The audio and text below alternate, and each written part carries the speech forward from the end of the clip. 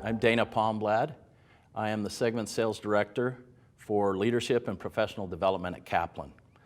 And we specialize in helping organizations to drive beyond individual skill performance to create real overall organizational lift.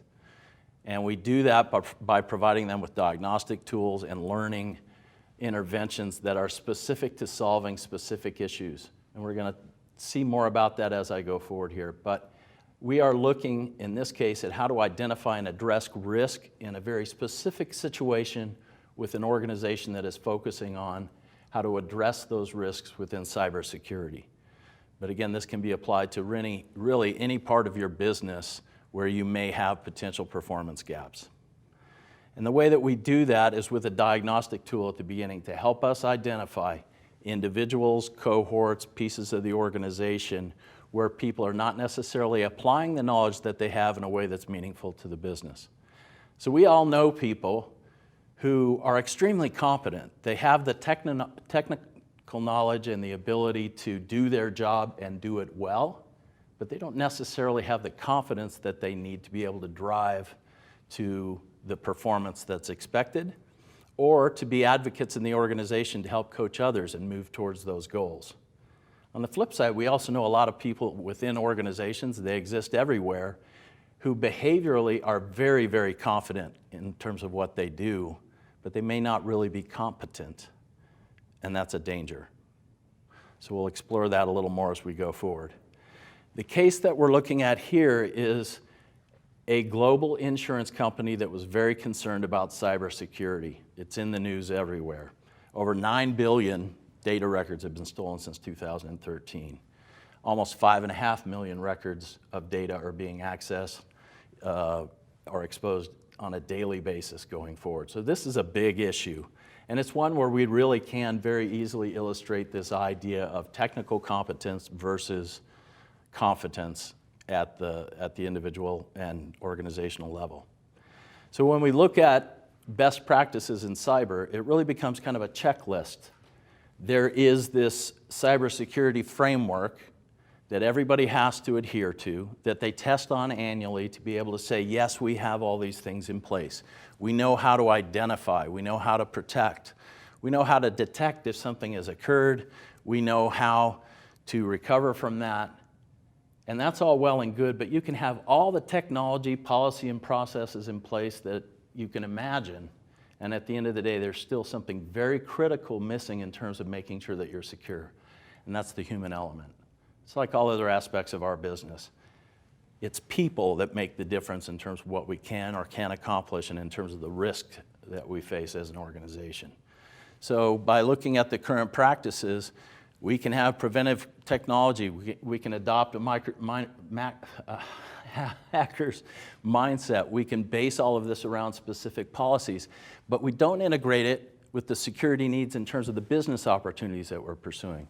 We don't integrate it in terms of considering the internal attitudes that individuals have about security, and we don't bridge the gap between their personal beliefs, what we're trying to organize at the company, and what they may even be doing at home when they get off work. Specifically, I think about the disaster announcement that occurred in Hawaii, which caused a great deal of fear and just wreaked havoc for a period of time. And that was all traced back to an individual who had posted something on social media where he had Post-it notes with his passwords appearing behind him on a computer screen when he was filming whatever he wanted to put out on social media. So again, it just comes down to, are all of the security policies and practices in place? Yes. Do we have the technology in place to support our organization? Yes. But how do people apply that knowledge? How do they actually interact and do their job every day? That's where risk can occur. So we want to work with these organizations to help them identify these areas where they may have risk. Again, whether it's related to their financial acumen, their business acumen, in this case, it's really about cybersecurity. So we take a consultative approach to go through scoping, to have stakeholder interviews, to create design scenarios that will allow us to put individuals into real-world situations where they're faced with decisions that they have to make on a daily basis, and are they going to make the right decision, and how sure are they about that decision that they're about to make. We review that, obviously, go through pilot programs. It's an iterative process to get us where we need to be to make sure we're going to get the right information that we need. And then from there, we can design these learning solutions, whether it's coaching one-on-one with a manager, distance-based learning, classroom learning. We work with the organizations to design the right learning environment to help address these problems. So when we spoke to this organization, we explored what are the key drivers that are creating the concern. And of course, it always goes back to behavior, for one thing. It goes to the culture. How well aligned are the policies, procedures? How well aligned is the training with the senior leaders? What are the key business drivers that they're facing? What are the organizational priorities that are of a concern? And then most importantly, what are the risks that are currently in place given the way that we're approaching this issue? And what they told us was that there are foundational practices and policies that aren't always being followed. There's poor overall management from time to time where we have systems that are unaccounted for. We may not have proper inventory. We're giving too much autonomy to people, so there's no real accountability for the things that they may or may not be doing on a daily basis. And in some cases, there's some greenwashing going on where if you take a report within a given cohort, within a given part of the organization, the manager looks at it, sees a few things that don't look quite as pretty as they would like. They doctor it a bit, make it look better, pass it up. Maybe that happens again at another level. And eventually what you end up with is an organization that believes we have cybersecurity nailed, we have no risk, we're in great shape.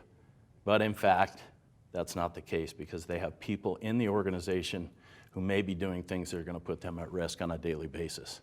So there's this threat that increases as we improve or increase our digital presence, particularly in organizations that are working globally, where there may be different cultures. We'll talk about that.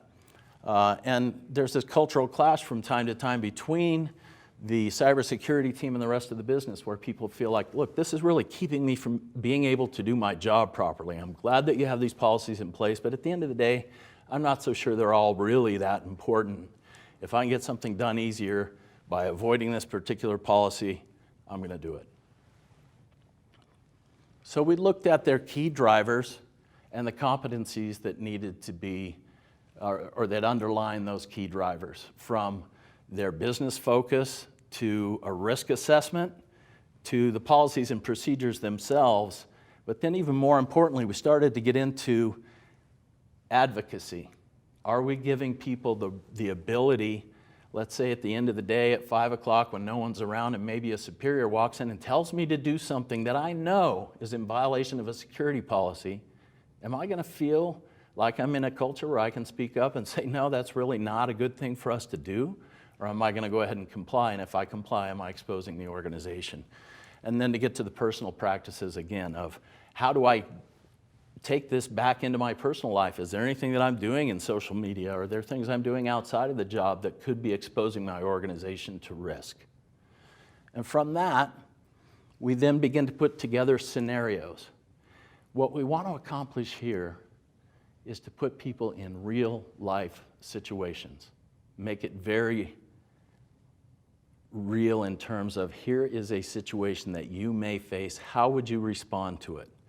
And we give them the ability to say, yes, that's right, or no, that's wrong. Yes, that's true, or no, that's false. But we also give them the ability to say, how confident am I in my response? So again, back to the person that's highly confident, but not very competent. Could be a huge issue. And if we have someone that's very, very competent, but they don't have a lot of confidence, how are they going to advocate within this organization because they're not really sure that they do in fact understand things as well as they do. So by going through this, if you look at our survey example, we give them a number of scenarios and say, in this situation, is this response or is this choice that you're making a good choice, true or false? And then how certain are you of that? So if we look at the first question, they're saying, I think this is false, but I'm really not that sure. Or on the second one, I am very confident that this is true.